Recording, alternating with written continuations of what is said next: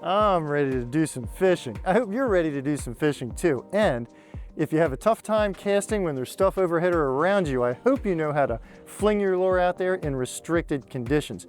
Hi folks, I'm Lenny Rudow for BoatUS Magazine. And today we're going to talk about some techniques that you can use when you are casting with restrictions.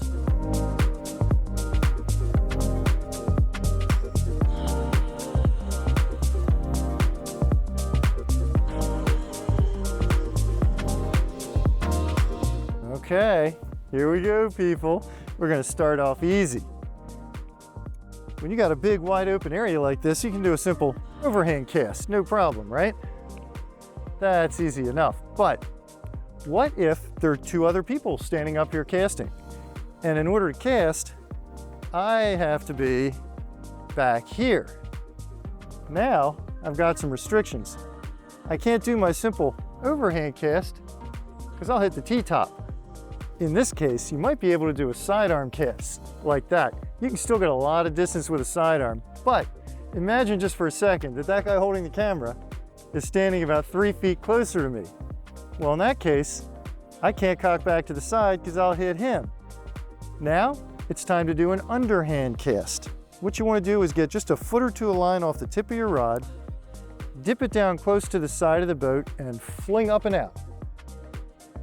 You can't usually get as far as an overhand or a sidearm cast doing that, but you get about 3/4 of the way.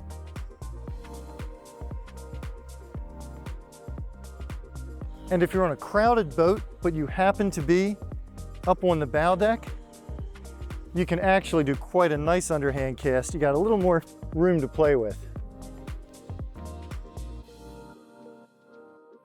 Now let's pretend for a second that we got people on both sides of us and something overhead. It's really tight. You might be able to use what's called the bow and arrow cast. Now this is normally used by shoreline anglers when they have overhanging trees restricting their casting, but it works on a boat too. You simply grab the lure, pull back and get some tension on the rod, and then let go and fling it like a bow and arrow. Now, the most important thing about that cast right there, people, is that you make sure that you hold your lure in such a way that when you release the tension, you can't possibly hook yourself. So I'm making sure that the hook point is, well in front of my fingers when I do this. And using this cast, you can get maybe, 2/3 of the distance of an overhand, maybe half as much.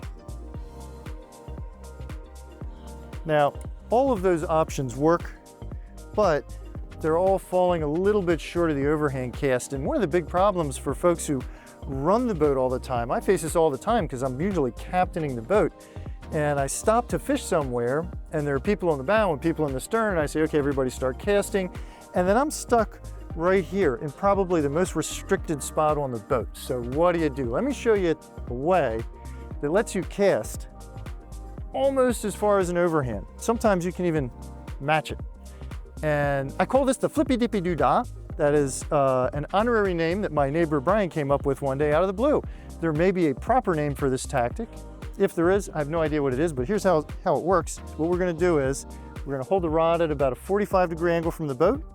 I'm gonna spin it in a circle, just the tip in a circle, hard enough to load the tip up so I get some tension as that lure is swinging around, and then I'm gonna release it. But this is all going to happen in a fraction of a second.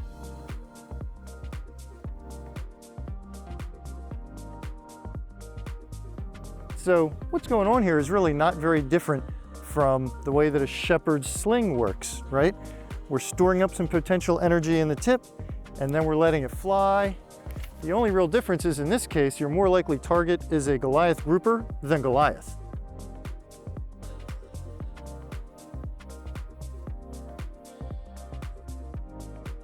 Well, folks, I hope you found this video helpful. I hope you've enjoyed it. Don't forget to click subscribe so you don't miss any future BoatUS videos. And people, please, if anybody knows what the Flippy Dippy Doodah is supposed to be called, or if you have a better name for it, put it in the comments below.